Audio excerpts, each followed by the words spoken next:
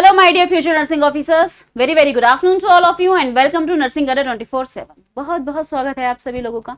तो OSSC के exam के बारे में आज हम लोग डिस्कस करने वाले हैं, कुछ ऐसे इंपॉर्टेंट टॉपिक्स के बारे में ऑन द बेसिस ऑफ जो भी PYQs आज तक हुए हैं, जो भी इसके पहले के क्वेश्चंस हुए हैं।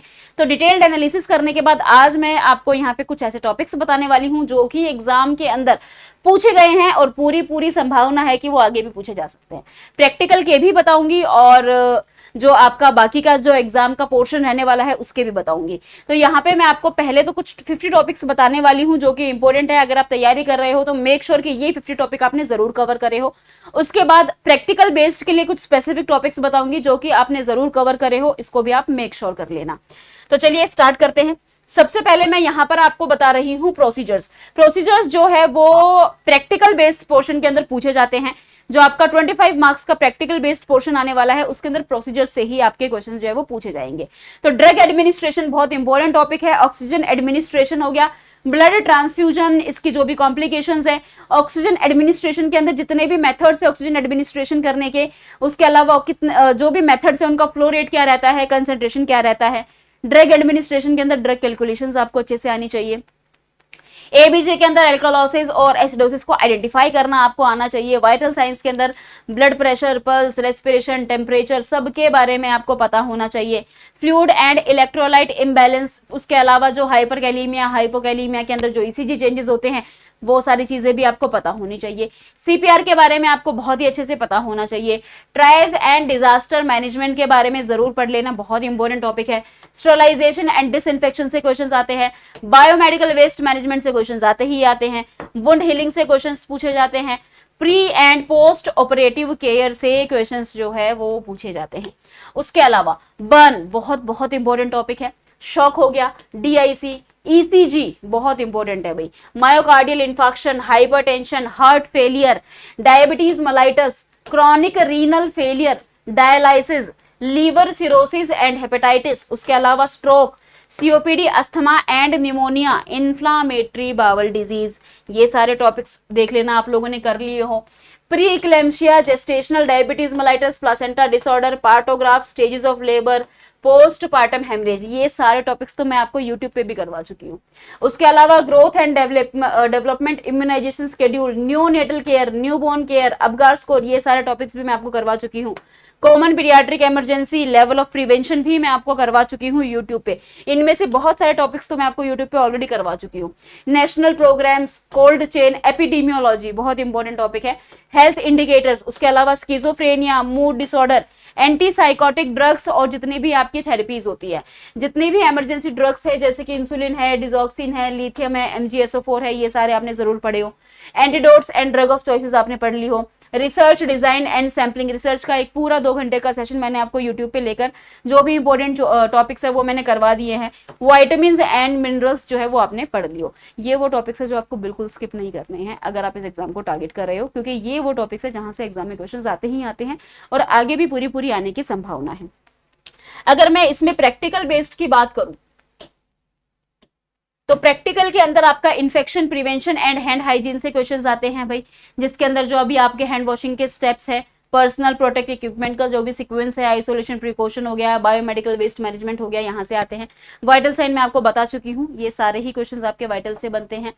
ड्रग एडमिनिस्ट्रेशन का मैंने आपको बता दिया, इसके अंदर जो राइट्स है मेडिकेशंस के, जो इंजेक्शन की साइट्स होती है, डिफरेंट साइट्स होती है, आईएम मेडिकेशन, सबक्यूटेनियस इंजेक्शन, जितने भी एंगल्स है, किन किन एंगल पे कौन कौन से इंजेक्शंस लगाए जाते हैं, वो सारी चीजें आपको पढ़नी है। इंसुलिन एडमिनिस्ट्रेशन के बारे में, ऑक्सीजन के जितने भी अलग अलग प्रकार, अलग अलग मेथड्स है, nasal cannula, face mask, non rebreather mask, venturi mask, oxygen का फ्लो रेट कितना होता है, ये सारा आपको अच्छे से पढ़ना है। फिर आपका सीपीआर बीएलएस का जो भी सीक्वेंस रहता है, compression rate, depth, 1 rescuer, 2 rescuer, किसमें कितना होना चाहिए, ये सारा आपको अच्छे से डिस्कस करना है। कैनुला के बारे में पढ़ लेना भाई, कैनुला के साइज कितने क्या क्या होते हैं, आईवी फ्लूइड्स के बारे में क्या क्या उनकी कॉम्प्लिकेशंस होती है, जैसे फ्लेबाइटिस पढ़ते हो, थ्रोम्बोफ्लेबाइटिस पढ़ते हो, इनफिल्ट्रेशन पढ़ते हो, एयर एम्बोलिज्म पढ़ते हो, एलर्जी पढ़ते हो, इन्फेक्शन पढ़ते हो, सारी चीजें आपको बहुत ही अच्छे से पढ़नी है। कैथेटराइजेशन के बारे में जो भी भी कैथेटर है इनमें हम क्या पोजीशंस देते हैं, मेल में क्या देते हैं, फीमेल में क्या देते हैं, कितने प्रकार के कैथेटर्स होते हैं, इंडिकेशंस क्या है, कौन कौन से केस में कौन कौन सा कैथेटर्स हम इस्तेमाल करेंगे, स्ट्रेल टेक्निक क्या रहेगी, प्रोसीजर क्या रहेगा, जो साइज है कैथेटर का वो क्या रहेगा, ये सारी ही चीजें आपको डिटेल में स्टडी करनी है। नेजोगैस्ट्रिक ट्यूब जो हम इंसर्ट कर रहे हैं, कैसे इंसर्ट करते हैं, प्लेसमेंट को कैसे चेक करेंगे, पोजीशन क्या देनी होती है, फीडिंग कैसे करानी होती है, इसकी कॉम्प्लिकेशन क्या क्या हो सकती है, ये सारी चीजें आपको पढ़नी है। इमरजेंसी नर्सिंग में शॉक हो गया, बर्न है, पॉइजनिंग है, सीजर है, कार्डियक अरेस्ट है, इन सब के बारे में आपको बहुत ही अच्छे से पढ़ना पड़ेगा। वुंड ड्रेसिंग प्लस वुंड की जितनी भी स्टेजेस होती हैं, जो मैंने आपको 4 स्टेजेस पढ़ाई हैं, स्टेराइल टेक्निक के बारे में, ड्रेसिंग कैसे चेंज करेंगे, वुंड असेसमेंट कैसे करेंगे, प्रेशर अल्सर के केयर के बारे में, ब्लड ट्रांसफ्यूजन में कंपैटिबिलिटी चेक कैसे करी जाती है, ब्लड ग्रुपिंग्स के बारे में आपको पढ़ना है, यूनिवर्सल डोनर, यूनिवर्सल रिसिपिएंट है तो क्यों है, वो सारी चीजें आपको पढ़नी है। फर्स्ट नर्सिंग एक्शंस तो आपको हर चीज के पढ़ने हैं, प्रायोरिटीज से क्वेश्चंस आते हैं, प्रायोरिटीज सेट करनी आपको आनी चाहिए, ट्रांसफ्यूजन रिएक्शंस क्या क्या हो सकती है वो सब आपको पढ़ना होता है। अपगार्ड स्कोर ऑब्वियसली आपको पूरा के पूरा स्कोर याद होना चाहिए, newborn care, breast feeding, management कैसे करना है, लेबर का जितनी भी स्टेजेस हैं लेबर की, वो सारी चीजें आपको अच्छे से डिस्कस करनी है। इम्यूनाइजेशन शेड्यूल आपको अच्छे से पढ़ना है, वैक्सीन हम किस रूट से देते हैं, किस साइड से देते हैं, क्या कोल्ड चेन है, वो सारी चीजें आपको बहुत अच्छे से पढ़नी होती है। पोजिशनिंग, सारी पोजिशन के बारे में आपको पढ़ना है, कौन से प्रोसीजर में कौन सी पोजिशन दी जाती है, ये सारा आपको बहुत ही अच्छे से पता होना चाहिए। स्पेसिमेन कलेक्शन के अंदर यूरिन का जो सैंपल है कैसे लेंगे, ब्लड का सैंपल, स्टूल का सैंपल, स्पूटम का सैंपल, इन सब के सैंपल्स किस तरीके से कलेक्ट किए जाते हैं वो सब भी आपको पढ़ने हैं।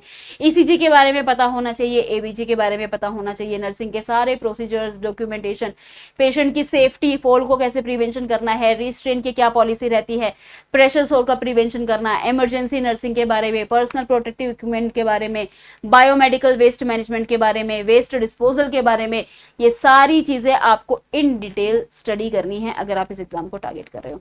जो अभी मैंने ये टॉपिक्स बताई ये सारे प्रैक्टिकल बेस्ड क्वेश्चंस हैं जो कि एग्जाम में पूछे जाते हैं, और जो मैंने आपको टॉप 50 बताए हैं वहां से आपका पूरा के पूरा नर्सिंग का पोर्शन कवर किया जाता है।